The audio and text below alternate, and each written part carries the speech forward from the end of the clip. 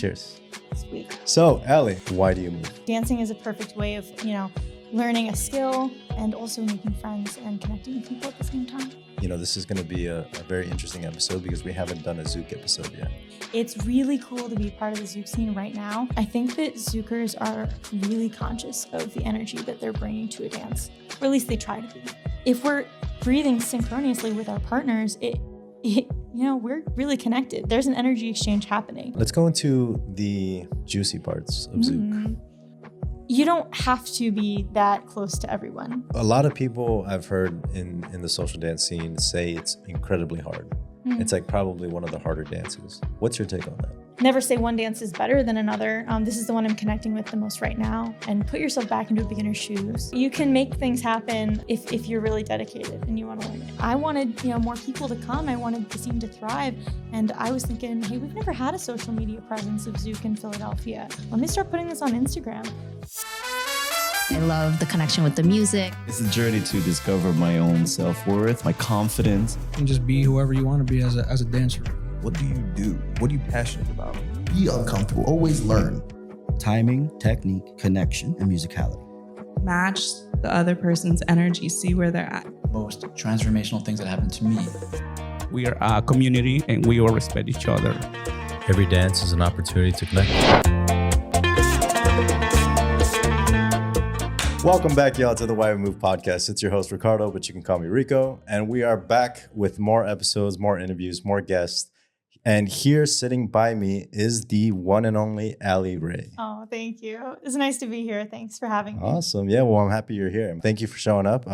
Let's go ahead and get started. Are you ready for these questions? I am as ready as I'm going to be. Okay, awesome. Before we go into that, though, you guys might have noticed that we have some Liquid Death cans going on.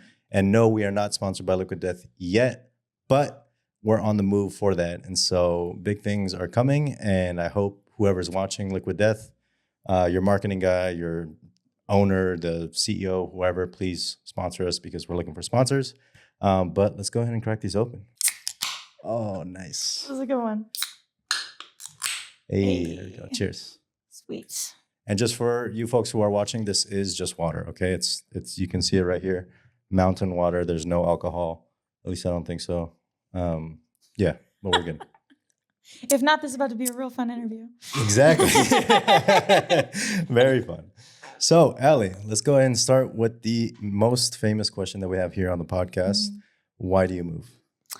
Oh, I moved for so many reasons. I think it started out for me as a way to exercise and socialize at the same time. So I've got a really busy life. I like to pack in the activities, and I sit for most of my life at work. I'm project manager. I work 40 to 50 hours a week. I'm sitting behind a computer monitor screen all day, and in the evenings, like my friends, they might want to play board games. They might want to do this. They might want to do that. I can't be sitting for any more time. So I have to get up and dance. I got to move my body, and dancing is a perfect way of learning a skill. Feeling like you're performing, kind of drawing from some of my roots in theater, and also making friends and connecting with people at the same time. That's awesome. Yeah. That's really cool. I think there's a lot of ways that people might get stuck in the whole realm of a screen, right? Like whether it's going and watch movies over at your friend's house, like you said, or like you said, playing video games or whatever it is, just kind of sitting still. Dancing, I feel like, is so different from that. And the good thing about it is usually it's after work, right? Yeah. So you can just, whatever it is that you're working on at home or working on at the office, you can kind of disconnect from your screens, from whatever life that is, and go and live a totally different life. Yeah, it does feel like a double life sometimes. I have, finally kind of introduced my coworkers into the concept of social dance and me going to social dance. It was kind of funny. I was actually on a work trip recently, and we were out in Oklahoma. We went to go see live music, and they were country two-stepping at the bar that we went to for this live music trip. And I was like, okay, how long do I have to socialize here with my coworkers before I can go sneak a dance? And at the end, they were like, wow, that was so cool. So it's really, kind of two worlds colliding mashup episode. But nice. Yeah, it can feel like a double life sometimes. That's funny. That's so great. I feel like most times when I'm out with my friends, and I've said this on previous episodes, like if we're not in a dancing setting, I'm always thinking about dancing. I'm like, all right, when can I kind of dip and go out and do to my second world, my second life, you know? But that's really cool to hear. Let's go ahead and start with this next question. And I want to kind of dive deeper into your journey of social dancing. Now, first off, how long have you been social dancing? And two, can you kind of go into the backstory of what got you started? Yeah, for sure. So I've been social dancing for 9 years now, which Hey, feels me kind of too. crazy to say. Hey, 9-year club. We'll have a party at 10 years next time. Yeah, decade old. But Jesus. yeah, crazy. I've been dancing since I was little. So when I was, really young, I did tap jazz ballet. When I got to college, I was kind of figuring out, what kind of clubs I wanted to do, what activities I wanted to get into. One of my friends said, hey, let's go to this salsa club, which actually was hosted by one of your other interviewees, DJ Kevin. Oh, nice. So I actually learned how to dance salsa freshman year of college, 2015. From there, kind of, I got to 21 and started going out bachata dancing, hitting the nightlife in Philly, hitting Lucha Cartel, Brazil's, all the spots. And then from there, jumped into Zouk, and it only grew from there. Cool. And I'm glad you mentioned Zouk there at the end, because this is going to be a very interesting episode because we haven't done a Zouk episode yet. I am so excited. So you are breaching the surface. You are the pioneer of bringing Zouk into Why We Move. And I know I've been kind of touching on it from time to time in previous episodes, especially season 2. But I want to talk to you specifically, which is why I brought you on the podcast, for Zouk dancing. Now, for the folks who are watching, listening, who probably don't know what Zouk is or even how to spell it, can you kind of go into what exactly is Zouk? Yeah, for sure. So Zouk, or I guess more specifically Brazilian Zouk, because there is Caribbean Zouk as well, is a partner dancing style that originated in Brazil, kind of a meld of different influences. Part of it was, musical genre influence. It came from kind of ghetto Zouk music, Afro-Latin music, a combination of different, compa styles, and it drew from a lot of sources, as well as, just street dancing. It derived from lambada and street dancing in Brazil, and it's kind of, melded and evolved into the form that it is today. So, whereas modern day salsa, bachata are, 100 years old or so, I think Zouk is probably only around 20 years old in its modern form. So it's really cool to be part of the Zouk scene right now, because the instructors and the pioneers, like, they're still alive. They're still teaching us. Yeah. Like, you can still learn from the masters. Like, it is a really cool place to be. Nice. That's awesome. To kind of go back into the beginning of that one, what you were saying, like the roots of Zouk, where did you discover Zouk? Was it just here in Philly? Was it like something you Google searched? How did that go about? Yeah, so I was here dancing in 2018, 2019. I was in my bachata era. I was going out 3 times a week to different bachata places in Philadelphia. And I ran into this really great dance partnership, Tiffany and Alana. I don't know if you've met them. Yeah. So they were teaching Zouk here at the time. They brought Zouk to Philly, I want to say 2018. They fell in love with it when they went to a festival in DC called Interfusion, where they bring a lot of different styles of movement together, acro, yoga, and different spirituality practices, different dance styles. So they fell in love with it there. They were like, we got to teach this in Philly. So they brought it back to Philly, and I ran into them at, a couple of bachata events. I just thought it was so beautiful, their styling. They did a couple demos, and I was like, I want to learn this. There were a couple other groups teaching kind of locally at different colleges as well. So I just started kind of casually taking lessons. That wasn't my main focus. I didn't fall in love immediately. But when COVID hit in 2020, they offered some private classes virtually. And I was like, well, got to keep moving during this yes. ordeal. I learned entirely virtually, basically, to where I am today. I think I really look back at that time and value how much solo drilling that I did. Yeah. I think a lot of people just completely ignore that when they partner dance. And if you can learn a little bit about how to move by yourself, it makes it easier and more connected when you finally do it with a partner. There's so many gems there you just dropped. I want to pick that apart for sure. Yeah. But I love what you said. I think let's go in and even kind of retrace a little bit back to that previous answer that you gave of still learning from the the masters from the Zouks, from the Zouks. The sounds like a god, right? Yeah. Honestly, they are though. Yeah. From the folks who like really started it. Like one, just so you can kind of maybe just drop a quick gem for folks who are listening and watching. Where are these people right now? Or can you name a few, and in what areas that you could recommend for folks to kind of go and get connected? Yeah. Well, of course, my knowledge of Zouk and all the various people who can teach it to me is always growing. Most of my awareness is the ones who are traveling the U.S. right now. It's fun as you go across the country and travel to different scenes. I've traveled to about 4 different Zouk scenes now. Each place has their own flair of the dance in a way that's even more amplified than a bachata or salsa community. I'm sure you've experienced this when you travel and do Latin dance as well, where, different instructors put their own spin, or they have their own moveset, or they have their own styling. Zouk is the exact same way. So if you go to certain places, it's a little bit more like ooey gooey. It's a little bit more flowy. Some places, it's a little bit more lambada style. It's a little bit more traditional. It's a little bit faster. It's a little bit sharper. So that's still kind of developing. Wow, very cool. Let's go into the second part there of what you were talking about. And what I really liked, what you said, is the importance of solo practicing, Yes. right? And how it adds to your social dance. I think there's so much to explore there. I feel like in conversation, in just practice, in debates and whatnot, and just simple conversation that, to your point, you said it gets overlooked. And I think people only see social dancing or even classes or practicas as the only place that you can dance and practice what you've learned. But there's so much more to, like, you have so much more time on your hands when you're alone, in a way. You know what I mean? Like, if some people do. Well, yeah, right. Yeah. Hopefully not too much time, Yeah. But there's probably, and I talked about this in this previous episode, actually, funny enough, is that there's probably very rare, there's not that many hours in the day that I'm not dancing.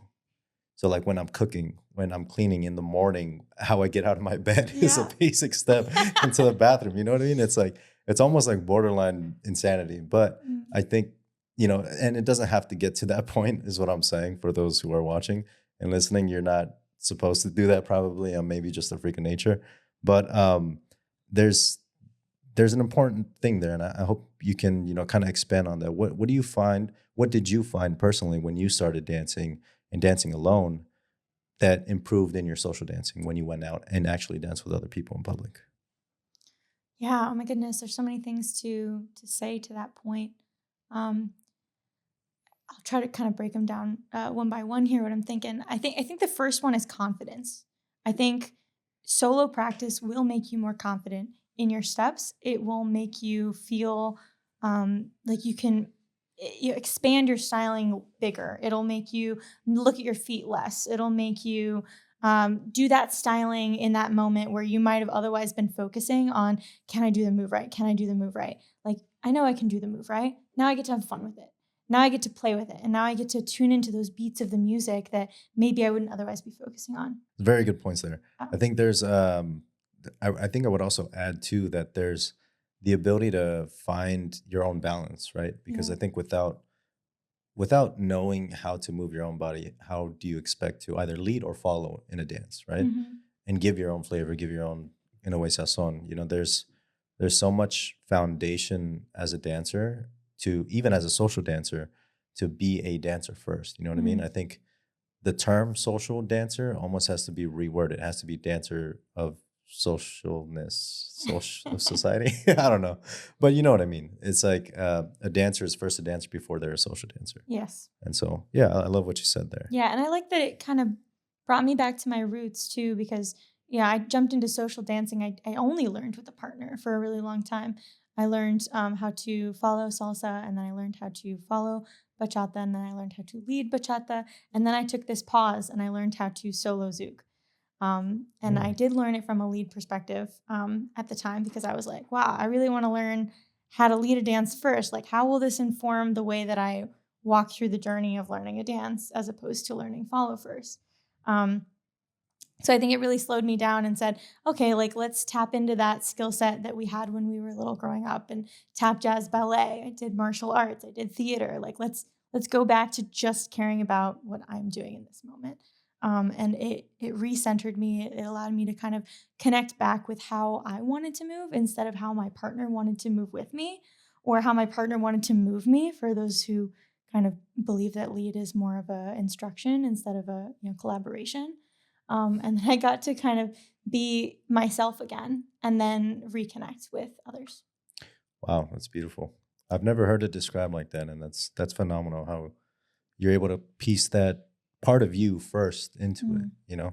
I think that's so important. That's beyond, I think, the scope of what is taught and what can just be learned just by going. You know what I mean? That's inner deep work that you really have to kind of understand for yourself. Yeah. And that's probably after, of course, years of dancing, but maybe for those who are just starting and learning dancing now, you can kind of think about that. Like it's something that you kind of have to own for yourself, And it's something that, not everyone will spend the time to do, and that's okay too.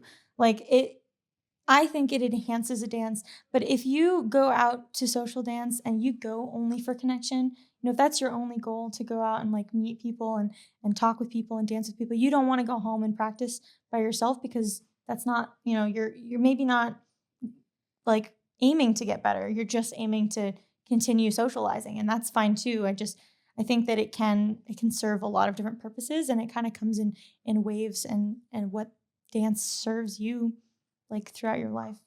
Yeah, that's true. That's very true. I feel like sometimes when I speak into the mic here on these podcast episodes, I'm always thinking of like, what can I do to get better? I'm always trying to get better. And that's, I think, partially my downfall. Almost like a yellow flag, I'd say, in myself that I'm noticing, where sometimes it's just okay to just go out and, for whatever intention you are going out, hopefully it's good, to just do that instead of always trying to just be better. Has that always been the case for you in dance? Shit, I'm getting interviewed now. That's a great question. I feel like it's, in a lot of areas of my life, it's been that. In dancing, when I very first started, it wasn't about that. It was, well, actually, for those who have probably listened to my story, and, I still have yet to kind of explore or explain that whole piece of where I started dancing, how I started dancing. It did start out with like frustration with myself with not being good enough to lead a dance. That I then, after a period of time, getting confident and learning enough to lead a basic dance, I more so went for just having a good time. And I think after a while, I was like, let me just get to the next level. And then that became, okay, let me just get to the next level. And then, okay, well, let me learn Zouk, and then let me learn Kizomba, and then let me learn how to follow in Bachata, and then follow in Salsa. And now I'm trying to follow and lead in Zouk. And so the ball keeps rolling in interesting ways. But I try to at least be present. So. I think that brings up a really important thing that a lot of us kind of obsessive dancers deal with all the time, which is like how we constantly are preaching like it's just for fun, have fun, don't put too much pressure on yourself. But then we're all doing this. Every single one of us is doing this. And true. sometimes, it kind of takes me to a place of, it takes me to a better place when I remind myself of like, I need to take the advice that I'm giving to other people. And if I'm trying to create a dance community where anyone can just drop in after a really hard day of work and release their stress instead of adding more stress to their lives, like that's going to build community. And that's how we're going to build ourselves up. Love that. That's a dropper. Can we hit the buzzer on that? That was good. That was good. Very good reminders to have. I think I want to go into this next question with asking kind of part of your experience as what you do outside of dance, you're a project manager. How long have you been a project manager for? I've been at my company for 4 years. I've been in this role for about 1. Okay. So I worked my way up from like a design engineer, and now I'm project managing design engineers. Okay. So in the world of designing still, what would you say is your biggest takeaway that you've even brought from your occupation to dancing, and vice versa? Ooh. Like grab a pancake, flip it, and then toast it on the same side. You know what I mean? Yeah, I think there's a lot of ironically, I do think that there's a lot of parallels happening right now between kind of my development in my early career and my development in my, early dance organizing career. If that's I can breach into that a little Yeah, bit. absolutely. Go ahead. I think that both I'm stepping into a little bit more of a leadership role. There's definitely a little bit of confidence building, a little bit of understanding how I need to continue to develop myself, but then also to develop a community at the same time. And how to balance that and not burn out and not, give too much, give too little, like, you know, still focus on the things that bring me joy out of both of those experiences. I think kind of more on a topical level, I bring a lot of like my technical, like logical mindedness to dance that I also use in my engineering career. I tend to want, everything broken down to the anatomy. Like I want to know exactly how, like it's not so much, how something feels, but like what muscles contracting that. Like I really crave that knowledge. Like what is the exercise that I can do to warm my body up for this so that I don't strain my neck or that I don't hurt my knee. I really want kind of the background as well. Oh, okay. So you kind of like dive super deep in it I and pick I everything apart. love it. I can't always teach it because I'm not at that level of teaching yet, but I really crave it. If an instructor can give me that, I will ask questions until they're sick of me.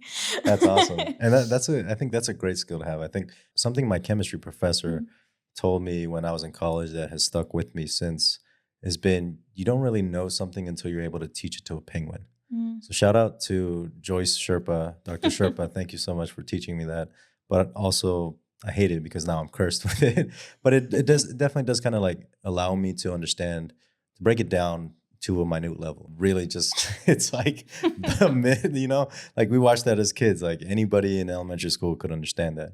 And so being able to try to follow that understanding at that minute level, I think can kind of, to the opposite point of what we were just talking about being chill and not understanding it all, really does that, doing that gets you to that next level. Yeah. So, and that's interesting. So would you say you kind of dove into that mentality or that type of thinking with Zouk specifically, or was it through bachata, salsa beforehand? What was that like for you? I think I always was interested in it. I think Zouk has given me more of a regularity in receiving that content. Irregularity or regular? A regularity. Okay. Like I usually find more instructors that want to dive into the nerdiness when I go dance Zouk or when I go to Zouk festivals. Now that could be because I tend to be going to like really high quality events all the time. There's much less Zouk. So when I go to a different place to travel for an event, it tends to be, a conglomerate of really experienced teachers in one place because they're trying to, disseminate the information out to as many people as possible. Right. But it could also be because Latin dance, at least in Philadelphia, is a lot like more cultural. People are going because that's the music they grew up to. They're, might not be going to learn a studio style in the way that a lot of Zoukers tend to be. And that, for better or for worse, is resulting in really anatomical, nerdy, fun, technique-based classes. Yeah. Interesting. And so what has been your experience with, and you kind of like to lead back into the project management question, is that what has been your experience leading Zouk events and Zouk lessons? And if you want to kind of talk about that, please do. Like, for those of you who probably don't know or who do know, Allie teaches and leads events in Zouk. And so I'd love to give you the mic for that. Yeah, I'll give a little bit of history on that one. Started Philly Zouk in 2023, January, with another friend of mine in the Zouk scene. We had multiple Zouk couples kind of quit teaching in the area, moving on to different, parts of their lives, getting married, moving away, having kids, that sort of thing, which is, great. The cycle of dance will continue. But he was like, oh man, there's not enough Zouk in Philly anymore. I think I'm just going to rent a space and just all my friends are going to come and we're going to dance. And I was like, that's great, but someone's going to bring their beginner friend. Who's going to teach them? So we got there the first day and needless to say, there were some beginners there, and it was a little clunky. We did not have a plan at all. Was this at Urban Arts? It was. I was there. Were you I remember there? that. Yes, That was a great event. It was a mess. I loved it. What are you talking about? I love messes. It was so fun, but it was a hot mess as far as organization goes.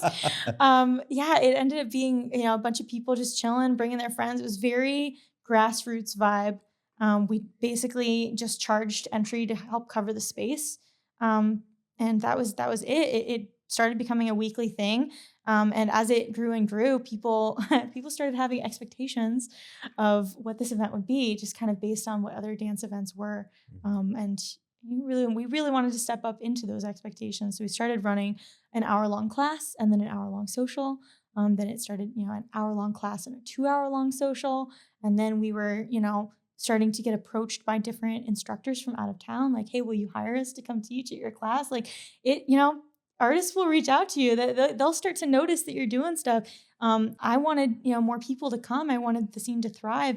And I was thinking, hey, we've never had a social media presence of Zouk in Philadelphia. Let me start putting this on Instagram. So I just started taking videos. I started posting our flyers, and people came and people started to notice. And yeah, it's just grown from there. So now we're no longer doing weeklies, but we still have a pop-up presence of different socials. We've recently helped a full-time Zouk instructor move to Philadelphia. She's now teaching at Estilo, so she does weeklies. We collaborate with her sometimes, and starting to work with different folks. Repping DJ Val over here. I love going to his events. He's starting to play some Zouk at his events, and I always want to go support those when they pop up. And it's just growing, and I'm really excited for the direction it's taking.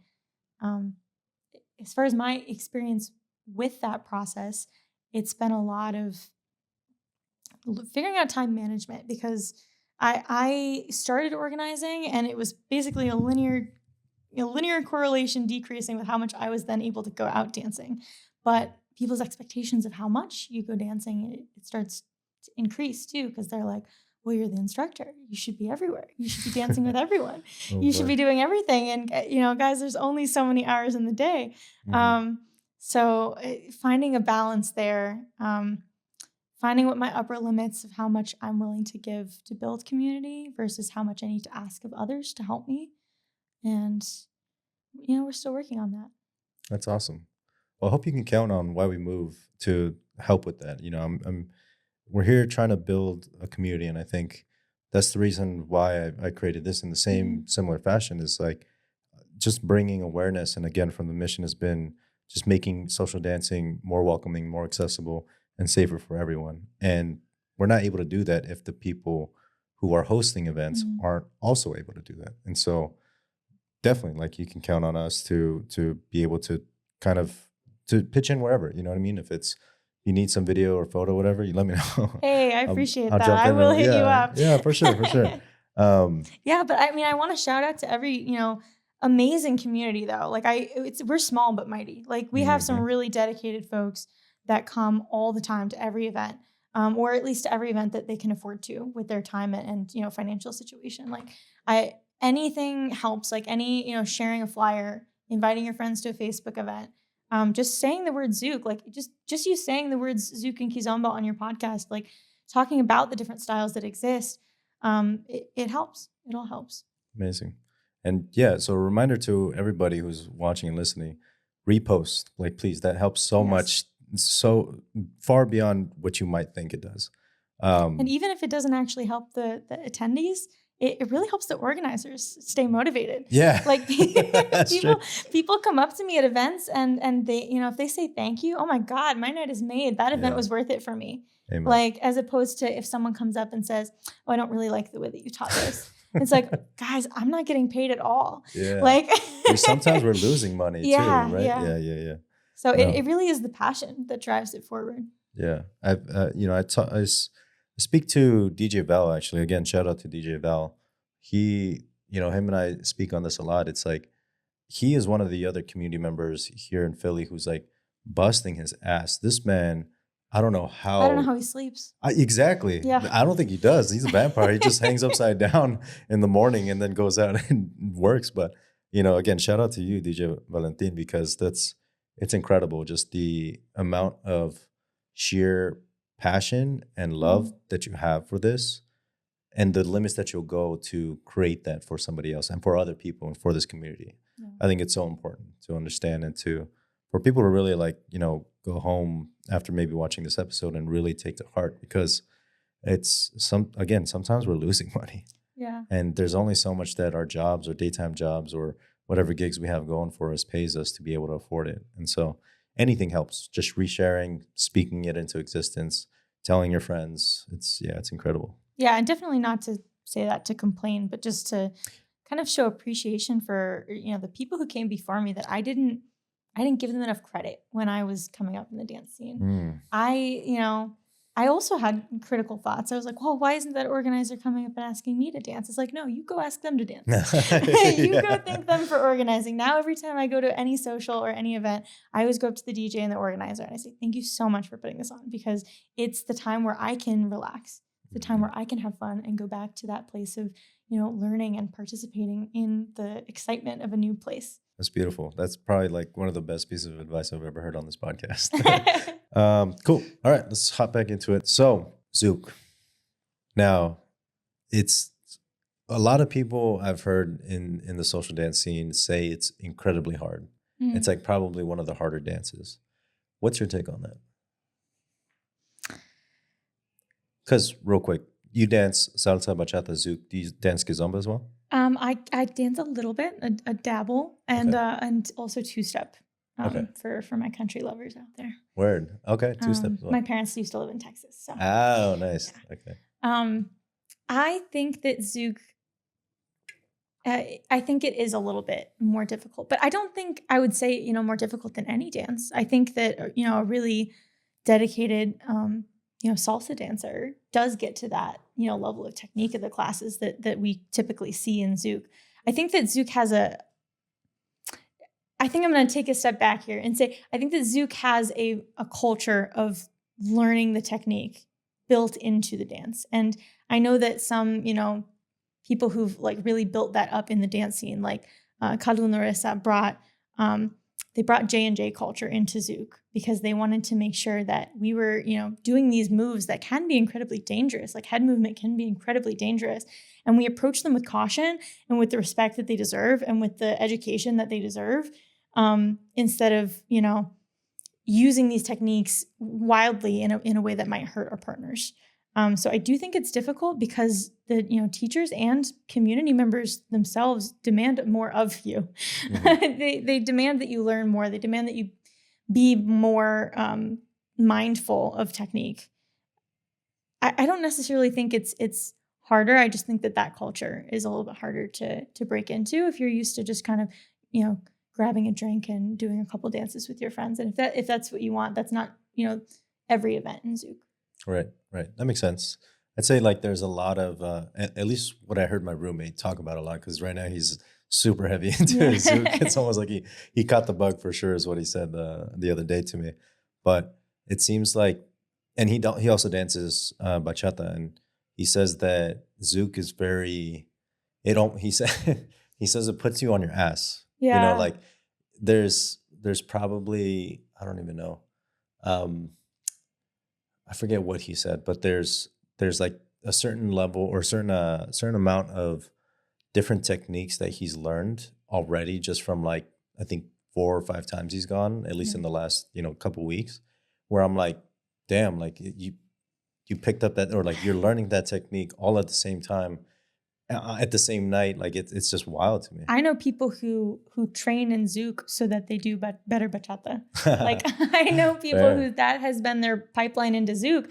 And sometimes they go back and they bring all this wonderful technique about connection, elasticity, frame, footwork, body rolls, isolations, undulations, all these wonderful things that we play with in Zouk all the time.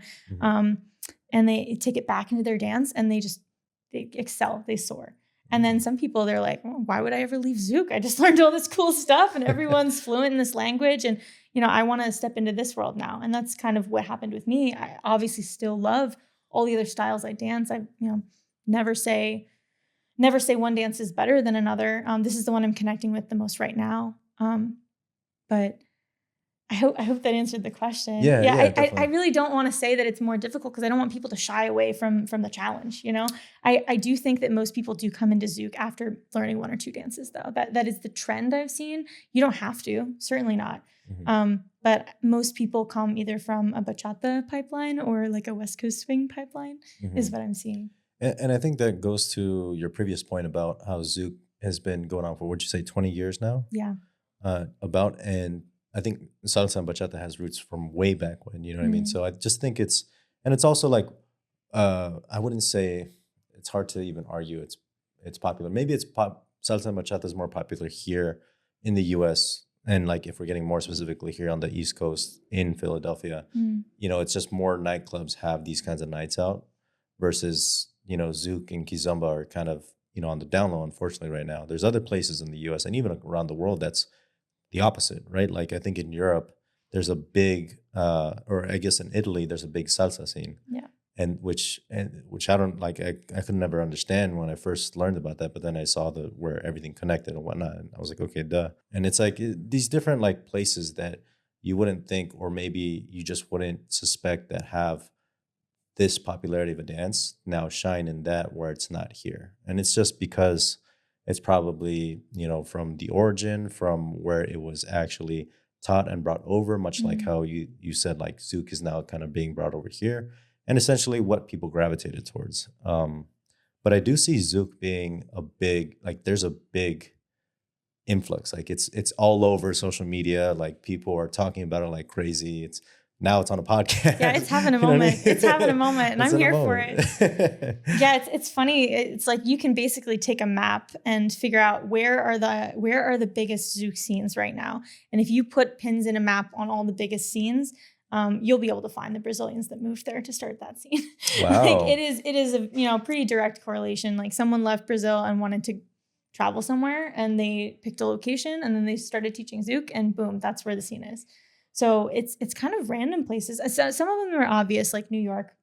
Some of them are a little bit less obvious, like Oakland, California, like, you know, Poland. Like there's some random places. Lisbon, Portugal might, you know, seem a little bit more obvious because of the, you know, Portuguese ties. You know, random places. Wow.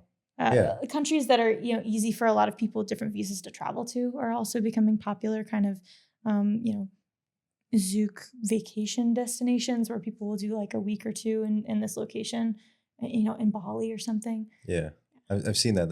That's becoming very popular. Yeah. I've noticed. Maybe While We Move might be doing like a vacation thing. Ooh. So maybe. Invite me.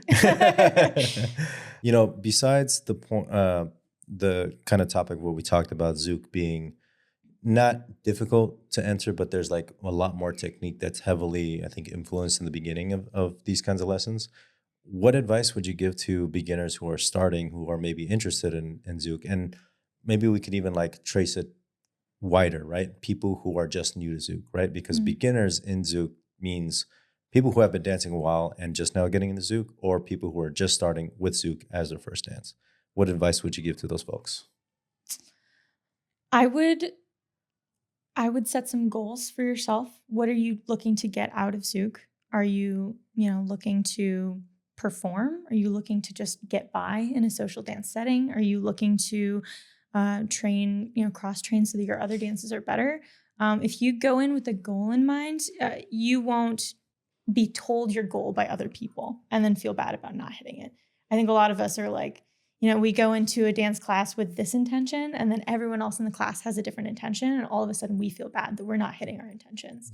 So going in with an intention is really important, so you can kind of measure your own progress. Kind of going back to my, you know, PMing my metrics over here. I love my metrics, but so that's one. And then two, you always stay humble. If you're coming in with other dance experience, you're not going to immediately pick this one up. Like it's not the same dance. If you are a rock star in salsa, you might have to take a step back and put yourself back into a beginner's shoes. And I think that that's a barrier that a lot of dancers face when they, you know, think about doing Zouk, because they don't want to go back to being a beginner. I didn't want to go back to being a beginner. I had to do it alone in my home during COVID. Like, no one wants to do that. So that can be a barrier. Be humble. Go dance with people. Go talk to people. Don't be afraid to travel if you can afford to, if you have the means to. Lots of people want to practice. So don't be afraid to go ask people to practice, like outside of dance classes. I think something that I'm struggling with a lot as a community organizer right now is people message me or the group chat all the time, and they'll say, you know, hey, is there anything happening tonight? And I'll say, no, but you can make something happen. Just, you know, go find someone. Like, go find a practice partner. Go just post in the group chat, hey, I got a speaker and a picnic blanket. I'll see you in the park at 5. You know, you can make things happen if you're really dedicated and you want to learn it. That's awesome. I love that piece of advice. That goes into building a community kind of thing. You know, it all starts with you.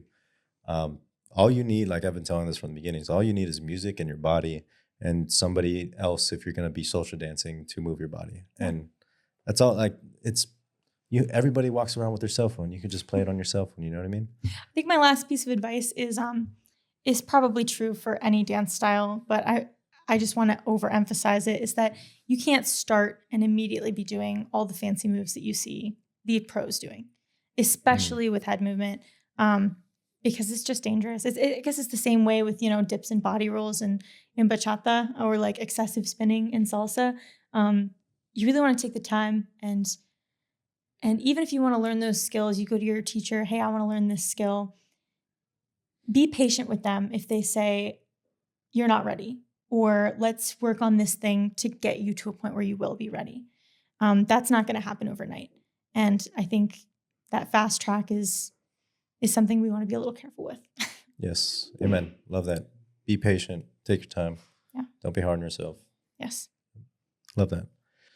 Let's go into the juicy parts of Zouk.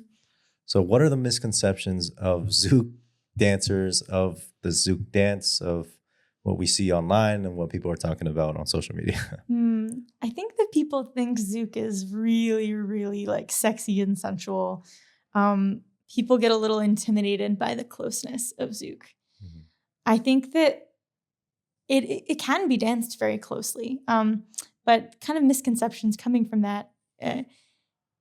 You don't have to be that close to everyone. There is a couple points of connection in Zouk that are a little bit different than other styles. There's a little bit more hip connection, which can make it feel like maybe we're a little bit too close to the person. But we can still maintain a little bit of space if we don't want to be, you know, kind of smothered all over the person in this ooey gooey embrace sort of like dance where we're hugging each other all night. That's kind of one misconception. What other misconceptions? I guess the misconception that it's like it's going to put you on your ass. I think it only does if you kind of expected to be sailing super fast and then you get knocked down to your level, right? Yeah. Misconceptions. I don't know. Do you have any misconceptions that you had that I can debunk? A lot of people describe Zouk as a hippie dance. Like oh only yeah, hippies. the hippie. Yeah.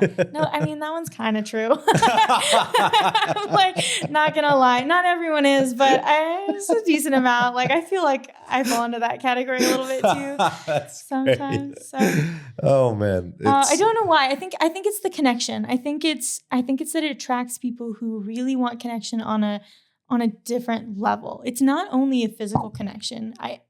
And maybe I'm getting a little hippie here myself, but I really do feel like there's an energy exchange to any time I go dancing. And I think that Zoukers are really conscious of the energy that they're bringing to a dance, or at least they try to be. I think that we teach a lot of breathing techniques in Zouk, you know, breathing in and out with your partner. Let's encourage movement in our follow while we're leading that will raise and lower her shoulders as she's supposed to be breathing at certain parts. As a follow, let's breathe in and out when I'm performing different movements of head movement so that, you know, one, I remember to breathe during these really complicated moves, and two, so that my frame and diaphragm is prepared to hold me through all these complicated angles and axes that we're working with. If we're breathing synchronously with our partners, we're really connected. There's an energy exchange happening. Am I bringing a soft energy? Am I bringing a vulnerable energy? Am I bringing a, fiery energy? Like it kind of, can depend on the music. It can depend on your partner. It can depend on, how bad your day was that day, how great your day was that day. And I think that energy can really be tapped into. And that might sound kind of hippie to some people, but No, I agree with that. I think there's a lot of kind of to the main point. There's like a lot of energy exchange.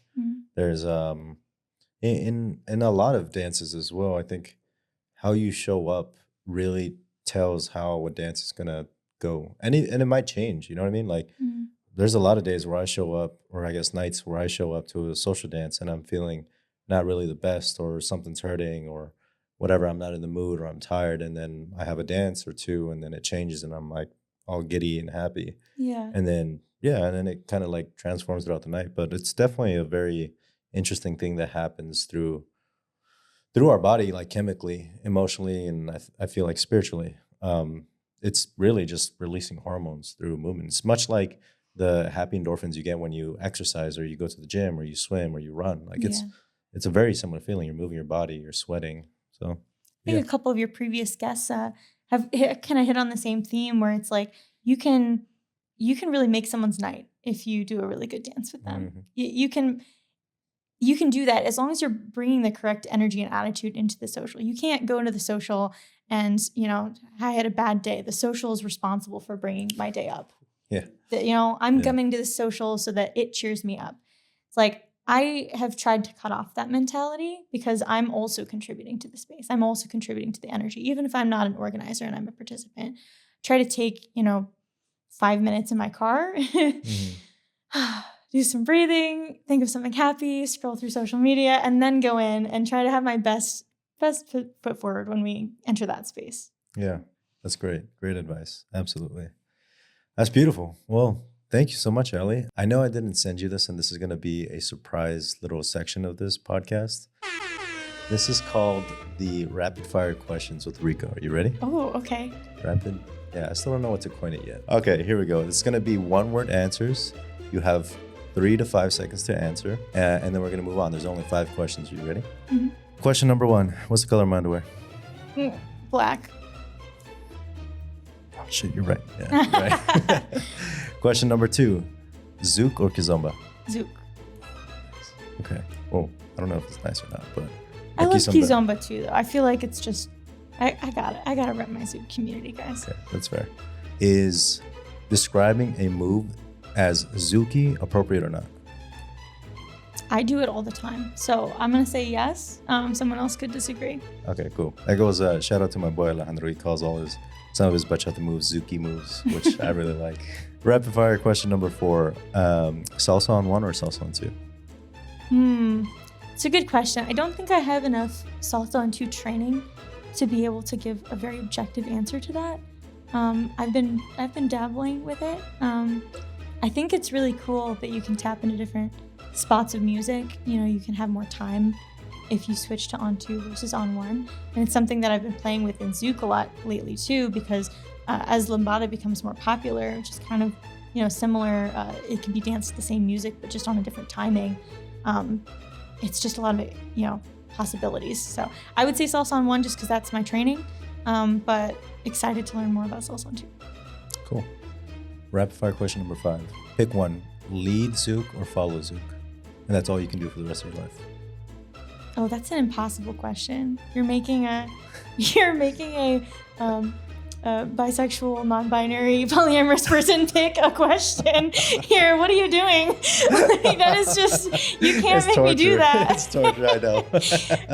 No, I truly, I would be, kind of devastated if I had to only follow or lead forever, because I do have different energies that I, want to tap into. That was part of the reason I switched from Central Bachata to Zouk, because I was feeling like tapped out of my feminine. Like I was being, asked to use so much of it. There's all these ladies styling classes, and there's, pros doing everything the same way, and there's, like all this pressure to, wear the hat outfit, wear the heels, wear the da-da-da-da-da-da. I can't do it all the time. Like I can do it a lot of the time. I have fun with it sometimes, but sometimes I need to step into a, guiding mentality. I want to provide a good experience for someone that I'm dancing with. I want to connect with a different part of myself. So I have to have both options. It's impossible to. Okay, I'll take that answer. Yeah. That's fair. I think that deserves a whole other episode. You know what I mean? But that's a great point. When? Part 2? And bonus rapid fire question. You ready? Would you rather fight 10 chickens every single time you try to go to your car? Would you rather fight one giant chicken once a year? How deadly is the chicken? Pick one answer or the other. You can't. I'm an engineer. I need more data. Probably the one chicken once a year. I think that'd be less inconvenient. Okay. It's a human-sized chicken. Yeah. Does that change your answer? No, You could take a human-sized chicken? once a year. Okay, fair. I think every time you go to your car, that's like twice a day. That's a lot. Yeah. Huge time commitment. Fair. All right. Well, thank you so much for your time, Allie. We're going to start a new tradition here on the podcast. This is the first time we're doing this. But this tradition I took with inspiration from Stephen Bartlett's Diary of a CEO podcast because I love that podcast. I want to give a gift to every single person on the podcast, but it has to come from the person previous, who that person doesn't know who the next person is. So given that you're the first person that we're doing this tradition, the gift is from me. The gift that I'm giving you is a song selection of my choice. And that song selection is the next dance that you owe me next time we're at a social. I love that. And it's Dos de Mi by JR. Whenever you hear that song and we're out in the same social, you hear it, you're going to come get me, okay? Love it. All right. Well, I just wanted to say thank you so much for having me on the podcast and, letting me talk about Zouk and my journey and, how much I love the community and supporting everyone, including you and your podcast. You've been doing a really great job. Thank you very much. I appreciate that. Last but not least, how can people find you online if you want people to find you online and your pages? Because I know you run 3. Yeah. So you can follow me on my personal one at Zouk Ray on Instagram. If you want to follow Philly Zouk and catch up with our events or maybe catch us on the floor, you can follow Philly Zouk on Instagram or Facebook. There's also a Facebook group called Brazilian Zouk Philadelphia where we moderate it, but anyone can post anything to do with Zouk on that page as long as it's within 4 hours of Philadelphia. So that's open to all organizers. If you'd rather, kind of be in a central location where, Controlla might post something or DJ Val might post something or a random instructor in town might post something. You can follow any of those. Awesome. And we'll be sure to drop all those links down in the descriptions on the YouTube, on Spotify, and on Apple Podcasts for those of you who want to follow along with Zouk Ray here and see everything else that she's up to. Thank you again so much. This has been a lovely conversation. Yeah, likewise. All right. And with that, y'all, you know how we're going to close out this episode. Thank you so much for tuning in to the Why We Move podcast. I'm your host, Rico. And once again, if you see us out dancing, save us a dance. See you next time.